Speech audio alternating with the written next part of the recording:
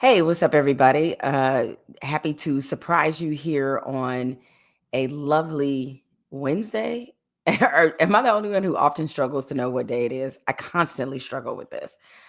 Listen, I wanted to just take a few minutes because I know for a while I had began these weekly live YouTube chats where we talked about different cultural and political issues happening, cultural, political, social, whatever have you, a bunch of different issues. I was doing it every Wednesday. I called it affectionately What the Hell Wednesday because I didn't initially know what to think of it to call. Uh, that in many ways was just kind of a bit of a test because I wanted to figure out what would be sort of the best way to enter this space and to figure out like who was here, who was supporting, who is the audience that I was going for here. So I use that opportunity every week to kind of figure out what my space was in this space, if that makes sense. And I've taken some time off. I mean, some of it is vacation. I got my vacation braids, as y'all can see. Um, some of it was to also take some real time to figure out a comprehensive strategy and the best way to approach putting content on this page. Now, many of you who follow this page, you've seen some of the other stuff that I've had to offer. For example, you've seen the stuff, much of my content from politics. You've seen the content from when I'm on CNN. You've seen live content of which I am doing right now. So you guys have seen like a lot of the stuff that I've been doing. And so I really appreciate all the support. I appreciate you guys being there and supporting. But even within that, it felt like the strategy or approach I was using was a little bit all over the place. I don't know if you guys felt that too. It was a little, here and there. And so I wanted to take some time to think about a more direct, comprehensive, and frankly consistent way that I can show up in this space. And so I came on here to announce that I will be restarting a uh multi-day show, if you will, on YouTube here, because right now this is a very crazy time in our business. It's very volatile. Like, this is the most volatile this industry has ever been since I've been a journalist, and I've been in this now 3 decades. And so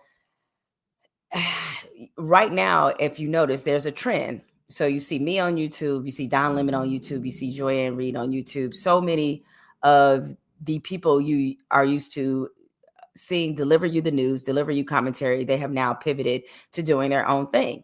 And a big reason why many of us have chosen this path, or I should say this path chose us, because a lot of us were in traditional mainstream media.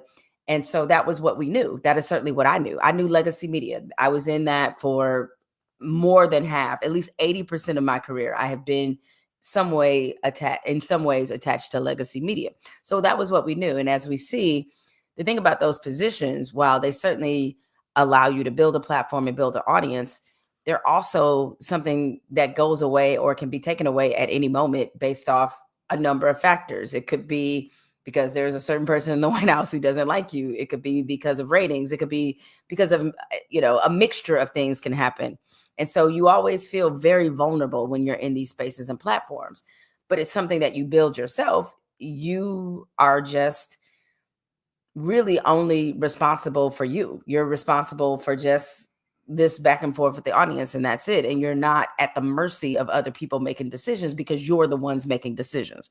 And so, given that being the real reality, especially for journalists and people who are in commentary, who are committed to, frankly, truth, who are committed to engaging in tough dialogue, engaging and tackling and discussing tough topics, it's not an easy road for you to be at a major network, because I think a lot of the networks now, especially given the continual attacks on them by the White House, by the president, and I think it's something that definitely showed up when you saw some of the lawsuits that were settled by these same networks.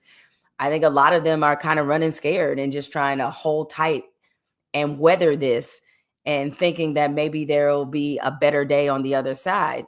But one thing that we definitely know about bullies, and we know about when that happens, is that it doesn't stop happening. Like, you paying them off or you capitulating to what they want you to do doesn't actually stop them from doing it. It only shows them that you're willing to do whatever it takes to maintain your position, and you will forever be at their subservience, because they already know that you will. So there's no amount of capitulation that will ever satisfy them. And that makes it very difficult for people like me and others who are similar to thrive in this kind of very weird, politically charged environment. So, all that being said, that was my long winded way of explaining that I have gone to the mattresses, as they say, to try to build a comprehensive social independent, let me be clear, independent social strategy where I feel as if I can show people what I have to offer and also bring truth and accountability and journalism to this moment. And a lot of in the atmosphere right now, there is not necessarily a huge appetite for that because of what comes with it.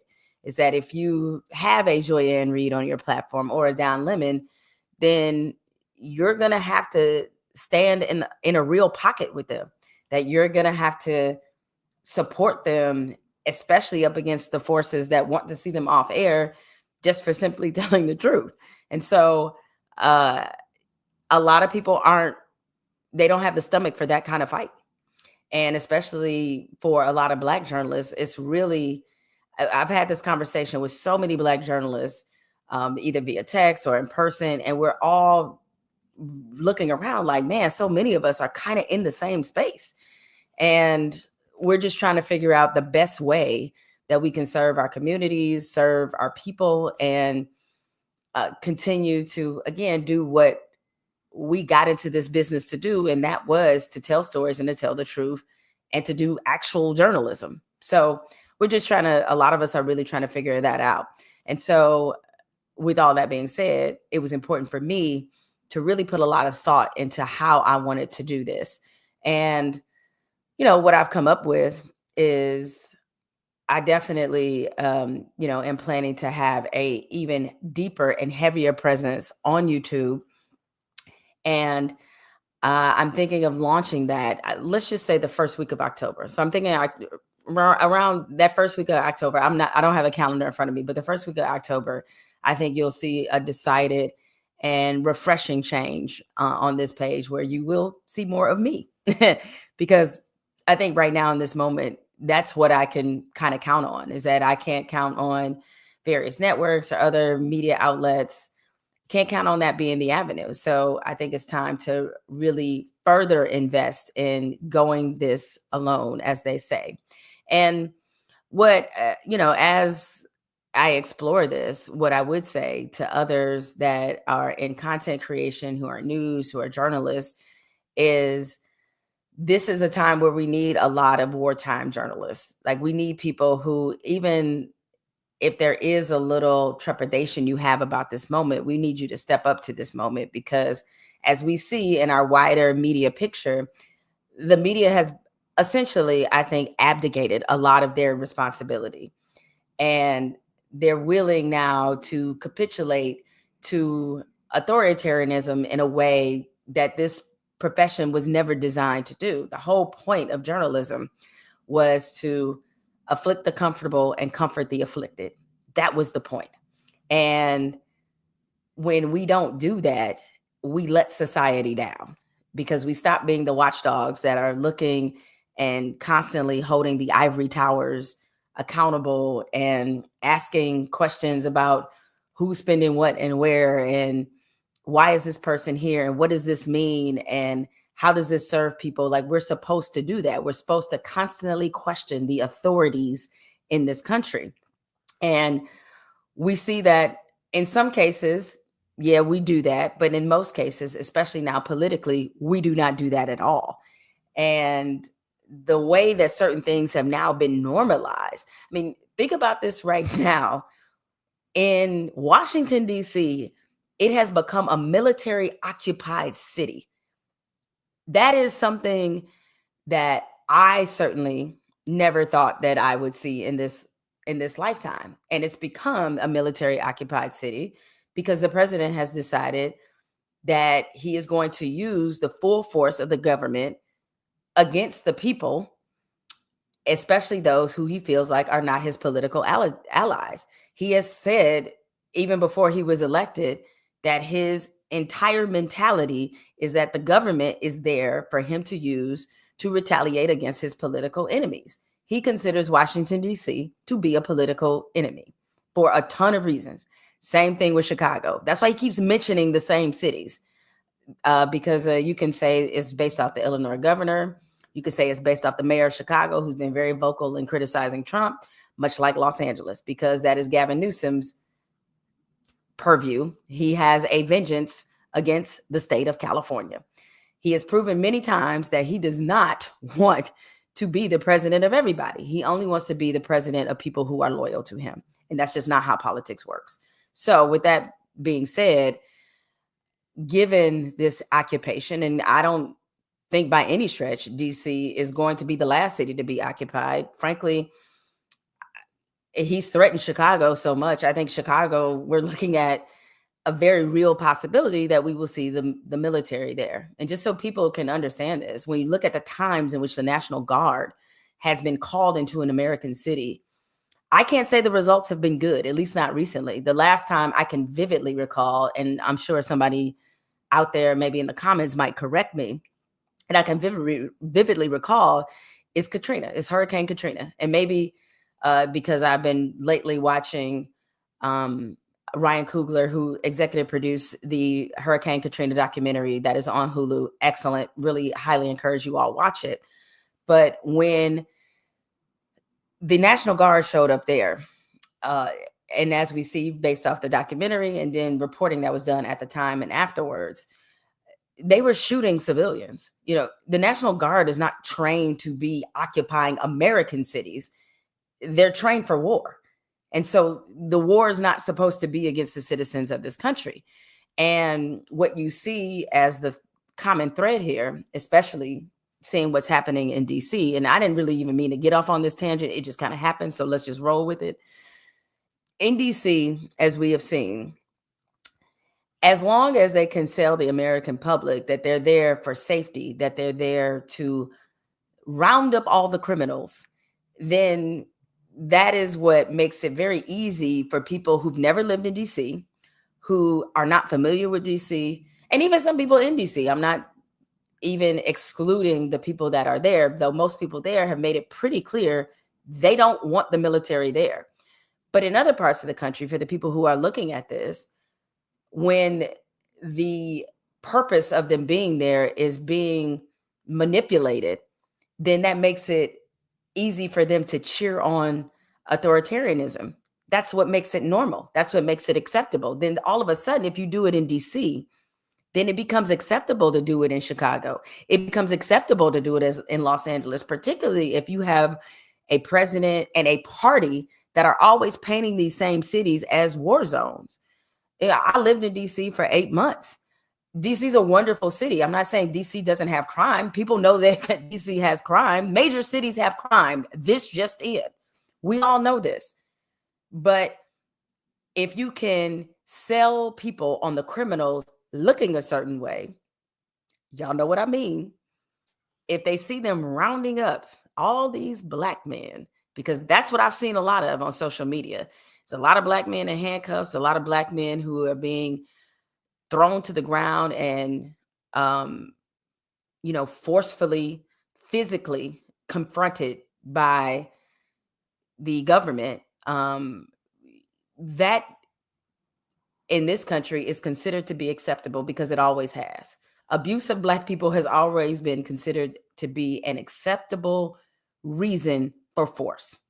And they know this, which is why they're only going into certain cities to do these things. Because if they can show you the picture of some criminal, some young black man or some black man that's in handcuffs, then you will have a huge section of the country that will say, yes, that's exactly what we need. Yes, that. Keep doing that. And so it will never be seen as something that's a violation of people's rights, of people's humanities, of just in general. It will never strike this country's consciousness as abuse, because we've always abused Black bodies. That's been the law of the land forever. So I say all that, again, back to the whole reason for this impromptu live, is to say that I think now more than ever, we need courage in this moment. We need truth tellers in this moment. We need journalists in this moment. And we're missing that. And so I'm hoping to use this platform and others, because I realize in today's media landscape, you kind of need a comprehensive strategy that covers multiple platforms. So it won't just be for YouTube. I also will be starting a Substack. I'll give you more details on that as well. In the meantime, as you think about what to support in these moments, hopefully I'm an option to do that. You see what's running across the ticker there. Make sure that before you leave that you subscribe to this page. Greatly appreciate it. But nevertheless, as I mentioned, some of my friends that also have platforms, and if you haven't checked out Substack, you really should. Substack has some of the best journalism going right now. A lot of really good stuff there, a lot of really good people doing important work.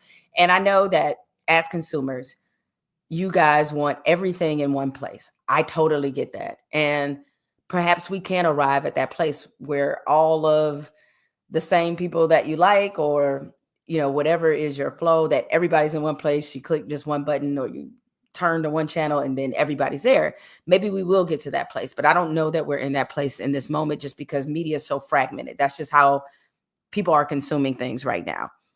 And so what I would say is, don't worry so much about the things that don't serve you. Support the things that do. It's very important to do that now and in this moment. So if you love Joy-Ann Reid, if you love Don Lemon, if you love Roland Martin, if you love Tiffany Cross, any of these commentators, if you love the Midas Touch, whatever it may be, support them, because that's the thing that's going to keep them going. And until we get to a space where, frankly, we can have more mainstream platforming of these independent journalists, then this is kind of where we are in this moment. So I didn't intend for this to be this long, but it went about 20 minutes. But I thank you all for joining me. And please look soon for a more improved YouTube experience from me, where I'll be coming to you multiple times a week, with guests, with topics, with a lot of different things that hopefully will keep you interested, keep you engaged, and most importantly, it will hopefully keep you informed. So y'all have a good rest of the day. Hope you have a good Labor Day weekend. Glad some of y'all like my vacation braids. We'll see where I go from here. I don't know what the next transition is, but I'll keep y'all posted. But you all take care of yourself, and certainly take care of those in your community. I'll be with you soon.